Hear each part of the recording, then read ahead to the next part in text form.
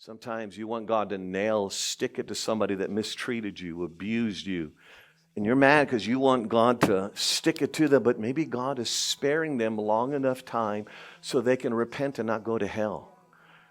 But your heart is crusty and you want God to stick it to them. This is what they did to me.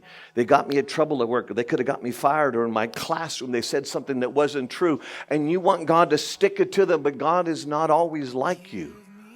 God does bring wrath sometimes, and God, there will be judgment.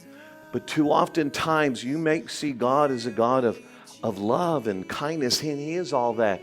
And then something happens to a person and you're saying, well, wait a minute. I thought God was love and I thought God was mercy, and He is all the things. But listen, my friend, the first time somebody does something wrong, God doesn't have to give them time and time and time and time again to show them mercy. He could deal with them that very first time, and He's perfectly right.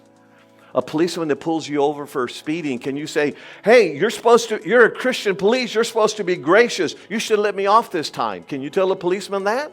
Now, if he does, that's nice of him, but he doesn't have to. The first time you go 85 in a school zone, he's got every right to give you a ticket at that point.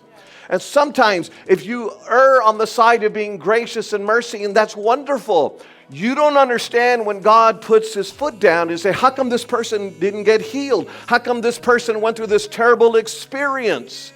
The fact of the matter is, God doesn't owe any of us a good life.